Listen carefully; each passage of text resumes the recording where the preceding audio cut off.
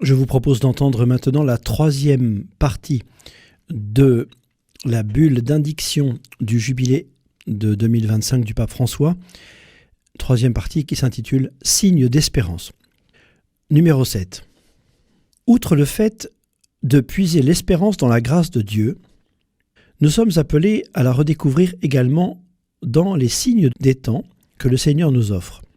Comme l'affirme le Concile Vatican II, l'Église a le devoir à tout moment de scruter les signes des temps et de les interpréter à la lumière de l'Évangile, de telle sorte qu'elle puisse répondre d'une manière adaptée à chaque génération aux questions éternelles des hommes sur le sens de la vie présente et future et sur leurs relations réciproques. Fin de citation.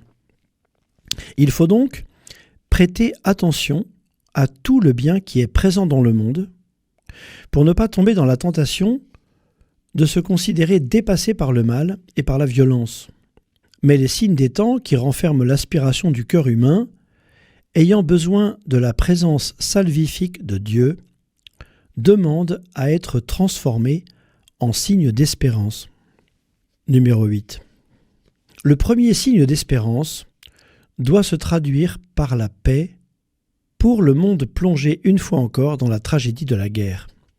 Oublieuse des drames du passé, l'humanité est soumise à une nouvelle et difficile épreuve qui voit nombre de populations opprimées par la brutalité de la violence. Que ces peuples n'ont-ils pas enduré ? Comment est-il possible que leur appel désespéré à l'aide ne pousse pas les responsables des nations à vouloir mettre fin aux trop nombreux conflits régionaux, conscients des conséquences qui peuvent en découler au niveau mondial ? Est-ce trop rêver que les armes se taisent et cessent d'apporter mort et destruction ? Le jubilé doit rappeler que ceux qui se font artisans de paix pourront être appelés fils de Dieu, comme le dit Jésus dans l'Évangile selon saint Matthieu, au chapitre 5. L'exigence de la paix interpelle tout le monde et impose de poursuivre des projets concrets. La diplomatie doit continuer à s'engager, à créer, avec courage et créativité, des espaces de négociation visant à une paix durable. Numéro 9. Regarder l'avenir avec espérance, c'est aussi avoir une vision de la vie pleine d'enthousiasme à transmettre. Nous devons malheureusement constater avec tristesse que dans de nombreuses situations, cette vision fait défaut. La première conséquence est la perte du désir de transmettre la vie. En raison des rythmes de vie frénétiques, des craintes concernant l'avenir, du manque de garanties professionnelles et de protections sociales adéquates, de modèles sociaux où la recherche du profit et non le soin des relations dicte l'agenda, on assiste dans plusieurs pays à une baisse préoccupante de la natalité. Au contraire, dans d'autres contextes, accuser l'augmentation de la population et non le consumérisme extrême et sélectif de certains est une façon de ne pas affronter les problèmes, comme on le voit dans Laudato Si, numéro 50. L'ouverture à la vie, avec une maternité et une paternité responsables, est le projet que le Créateur a inscrit dans le cœur et dans le corps des hommes et des femmes, une mission que le Seigneur confie aux époux et à leur amour.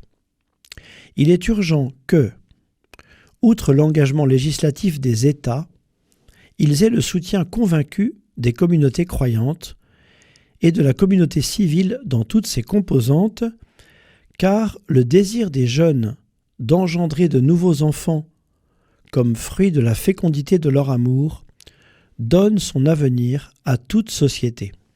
Ce désir est une question d'espérance, puisqu'il dépend de l'espérance et produit l'espérance.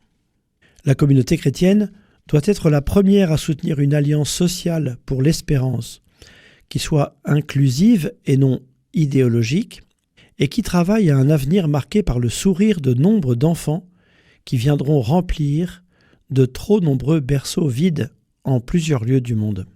Mais chacun, en réalité, a besoin de retrouver la joie de vivre, car l'être humain, créé à l'image et à la ressemblance de Dieu, ne peut se contenter de survivre ou de vivoter, de se conformer au présent en se laissant satisfaire de réalités uniquement matérielles. Celle-ci enferme dans l'individualisme et érode l'espérance en générant une tristesse qui se niche dans le cœur et le rend aigre et intolérant. Numéro 10. Au cours de l'année jubilaire, nous serons appelés à être des signes tangibles d'espérance pour de nombreux frères et sœurs qui vivent dans des conditions de détresse. Je pense aux détenus qui, privés de liberté, éprouvent chaque jour, en plus de la dureté de la réclusion, le vide affectif, les restrictions imposées et dans de nombreux cas, le manque de respect. Je propose au gouvernement, au pluriel, de prendre en cette année jubilaire des initiatives qui redonnent espoir, des formes d'amnistie ou de remise de peine, visant à aider les personnes à retrouver confiance en elles-mêmes et dans la société. Des parcours de réinsertion dans la communauté auxquels correspondent un engagement concret dans le respect des lois. La demande d'actes de clémence et de libération permettant de recommencer est un appel ancien qui vient de la parole de Dieu et qui perdure avec toute sa valeur sapientielle. Comme le dit le livre du Lévitique, « Vous déclarerez sainte cette 50e année et proclamerez l'affranchissement de tous les habitants du pays. » Fin de citation. La loi mosaïque est reprise par le prophète Isaïe. « Le Seigneur m'a envoyé annoncer la bonne nouvelle aux humbles, guérir ceux qui ont le cœur brisé, proclamer aux captifs leur délivrance, aux prisonniers leur libération, proclamer une année de bienfaits accordée par le Seigneur. » Ce sont les paroles que Jésus fait siennes au début de son ministère, en déclarant accomplie en lui-même l'année de la grâce du Seigneur. Partout sur la terre, les croyants, en particulier les pasteurs, doivent se faire les interprètes de ces demandes, parlant d'une seule voix pour réclamer avec courage des conditions dignes pour ceux qui sont emprisonnés, le respect des droits humains et surtout l'abolition de la peine de mort, une mesure contraire à la foi chrétienne qui anéantit toute espérance de pardon et de renouveau.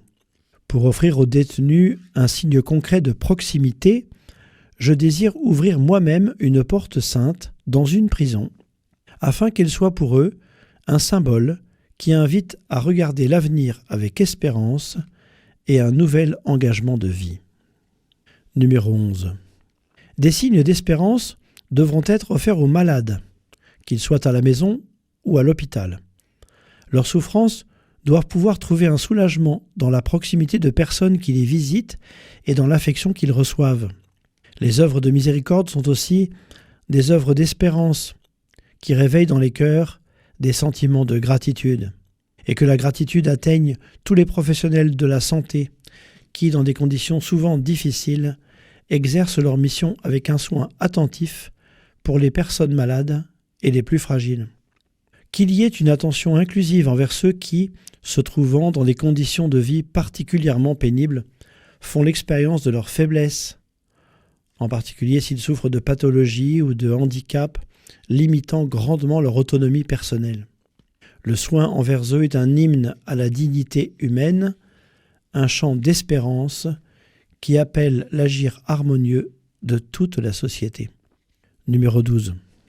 Ceux qui, en leur personne même, représentent l'espérance, ont également besoin de signes d'espérance, les jeunes. Malheureusement, ces derniers voient souvent leurs rêves s'effondrer. Nous ne pouvons pas les décevoir. L'avenir se fonde sur leur enthousiasme. Il est beau de les voir déborder d'énergie, par exemple lorsqu'ils retroussent leurs manches et s'engagent volontairement dans des situations de catastrophe et de malaise social. Mais il est triste de voir des jeunes sans espérance. Lorsque l'avenir est incertain et imperméable aux rêves, lorsque les études n'offrent pas de débouchés et que le manque de travail ou d'emploi suffisamment stable risque d'annihiler les désirs, il est inévitable que le présent soit vécu dans la mélancolie et l'ennui, l'illusion des drogues, le risque de la transgression et la recherche de l'éphémère créent plus en eux que chez d'autres des confusions et cachent la beauté et le sens de la vie, les faisant glisser dans des abîmes obscurs et les poussent à accomplir des gestes autodestructeurs. C'est pourquoi le jubilé doit être dans l'Église l'occasion d'un élan à leur égard. Avec une passion renouvelée, prenons soin des jeunes, des étudiants, des fiancés, des jeunes générations. Proximité avec les jeunes, joie et espérance de l'Église et du monde. Numéro 13. Il devra y avoir des signes d'espérance à l'égard des migrants qui abandonnent leur terre à la recherche d'une vie meilleure pour eux-mêmes et pour leurs familles. Que leurs attentes ne soient pas réduites à néant par des préjugés et des fermetures. Que l'accueil, qui ouvre les bras à chacun en raison de sa dignité, s'accompagne d'un engagement à ce que personne ne soit privé du droit de construire un avenir meilleur. De nombreuses personnes exilées, déplacées et réfugiées sont obligées de fuir en raison d'événements internationaux controversés pour éviter les guerres, les violences et les discriminations. La sécurité ainsi que l'accès au travail et à l'instruction doivent leur être garantis, éléments nécessaires à leur insertion dans leur nouveau contexte social. La communauté chrétienne doit toujours être prête à défendre le droit des plus faibles, qu'elle ouvre toutes grandes les portes de l'accueil avec générosité, afin que l'espérance d'une vie meilleure ne manque jamais à personne. Que résonne dans les cœurs la parole du Seigneur qui a dit dans la grande parabole du jugement dernier « J'étais un étranger et vous m'avez accueilli, car, continue l'Évangile, dans la mesure où vous l'avez fait à l'un de ces plus petits de mes frères, c'est à moi que vous l'avez fait. » Numéro 14. Les personnes âgées méritent des signes d'espérance, elles qui font souvent l'expérience de la solitude et du sentiment d'abandon.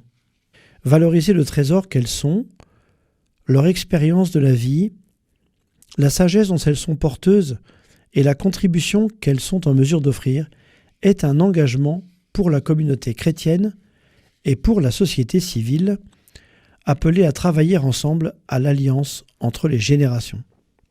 J'adresse une pensée particulière aux grands-pères et aux grands-mères, qui représentent la transmission de la foi et de la sagesse de la vie aux générations plus jeunes. Ils doivent être soutenus par la gratitude des enfants et par l'amour des petits-enfants, qui trouvent en eux enracinement, compréhension et encouragement. Numéro 15. J'invoque de manière pressante l'espérance pour les milliards de pauvres qui manquent souvent du nécessaire pour vivre. Face à la succession de nouvelles vagues d'appauvrissement, il existe un risque de s'habituer et de se résigner. Mais nous ne pouvons pas détourner le regard des situations si dramatiques que l'on rencontre désormais partout, pas seulement dans certaines régions du monde. Nous rencontrons des personnes pauvres ou appauvries chaque jour et qui peuvent parfois être nos voisins. Souvent, elles n'ont pas de logement ni la nourriture quotidienne suffisante. Elles souffrent de l'exclusion et de l'indifférence de beaucoup. Il est scandaleux que dans un monde doté d'énormes ressources, largement consacrées aux armements, les pauvres constituent la majeure partie des milliers de millions de personnes. Aujourd'hui, ils sont présents dans des débats politiques et économiques internationaux, mais il semble souvent que leurs problèmes se posent comme un appendice, comme une question qui s'ajoute presque par obligation ou de manière marginale, quand on ne les considère pas comme un pur dommage collatéral. De fait, au moment de l'action concrète, ils sont relégués fréquemment à la dernière place. Ne l'oublions pas, les pauvres, presque toujours, sont des victimes, non des coupables.